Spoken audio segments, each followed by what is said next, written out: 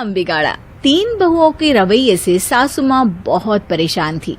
दरअसल बात ये थी कि तीनों बहुओं में किसी बात को लेकर अनबन हो गई थी। तब से ही तीनों एक दूसरे से मुंह फुलाए रहती थी।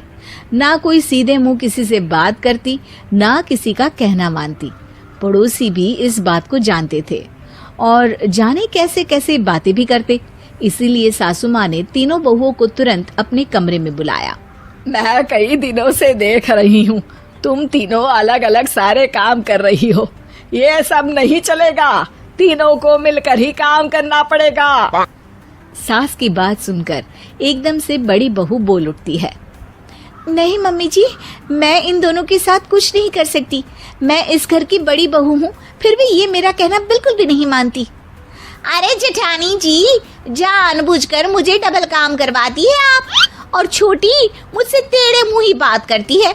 इन दोनों के बीच हमेशा सैंडविच बन जाती है मेरी, और मैं हमेशा आलू की तरह बीच में मसली जाती हूँ।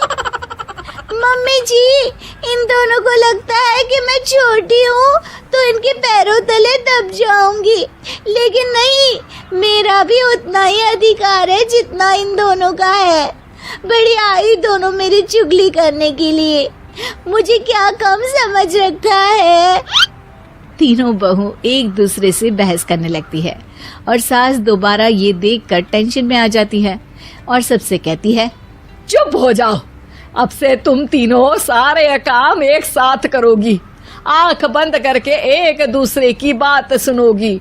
तुम तीनों इस बात को गांठ बांध लो, वरना अगली छुट्टियों में तुम्हारा अपना मायके जाना कैंसिल।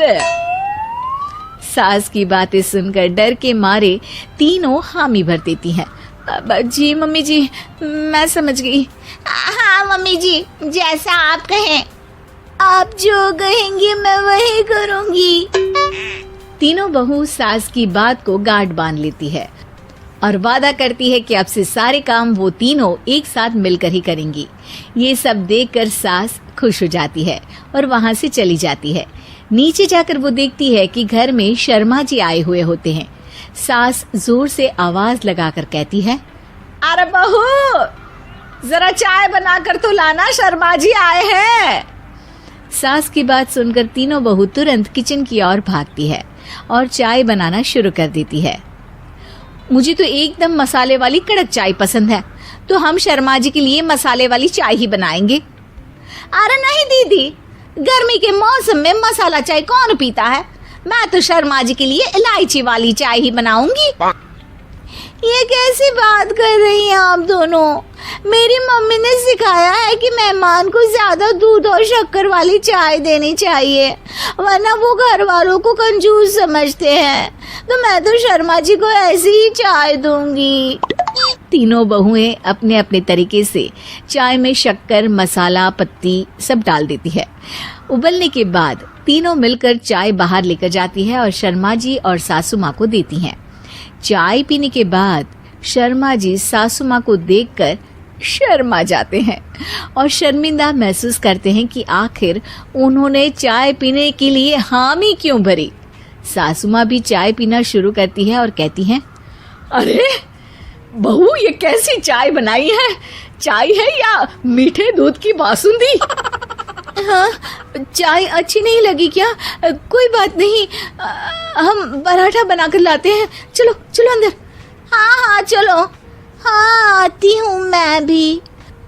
नहीं, मेरा पेट चाय ने ही चौपट कर दिया, वही काफी है। पराठे से पोपट नहीं करवाना, मैं तो चलता हूँ। शर्मा जी चुपचाप पतली गली से निकल जाते हैं। अगले दिन सास बहुओं से कहती है, अरे बहू, जाओ जाके ऊपर के गेस्ट हाउस की सफाई कर दो। कल हमारे यहाँ मेरे दूर के रिश्तेदार आने वाले हैं, तो पूरे कमरे को चमका देना, समझी? तीनों बहू सास की बात को मानकर ऊपर सफाई करने चली जाती हैं और तीनों कमरे की सफाई चालू कर देती है। बड़ी बहू मकड़ी के जाले साफ करती है, तो बीच वाली झाड़ू लगाना और छोटी वाली सर्फ डालकर जमीन धोना शुरू कर देती है। अरे दीदी, जेठानी जी, अभी मैंने पूरी फर्श धोई और आप फिर से धूल नीचे गिरा रही हैं। और मछली जेठानी जी, आप बिना झाड़ू की धूल यहाँ छटक रही हैं। अरे तीनों को साफ करना है, एक साथ सफाई करते हैं ना। अरे वही तो, हम साथ साथ हैं, घर साफ साफ है। तीनों बहू ऐसे ही काम में उलझ जाती है और 2 घंटे तक एक ही कमरे की सफाई करती रहती है। बहुत देर से अपनी बहुओं को ना देखने के कारण सास ऊपर कमरे में उन्हें देखने जाती है, लेकिन कमरे में घुसती ही वो गीली फर्श पर फिसलने के कारण नीचे गिर जाती है। ओरी मोरी मैया, हड्डी मरोड़ के रख दी। आए मेरी तो कमर ही टूट गई रे। तीनों बहुएं सास को उठाती हैं और बिस्तर पर सुला देती है। अरे मेरे हाथ पैर दर्द कर रहे हैं, दबा दो, आराम मिलेगा। हाँ जी माँ जी। अरे जी माँ जी, जी माँ जी। और तीनों बहुएं एक साथ सास के हाथ को दबाना शुरू कर देती हैं। माँ की तो चीख ही निकल जाती है और नतीजा ये होता है कि सास के बचे हुए शरीर में भी दर्द उठ जाता है।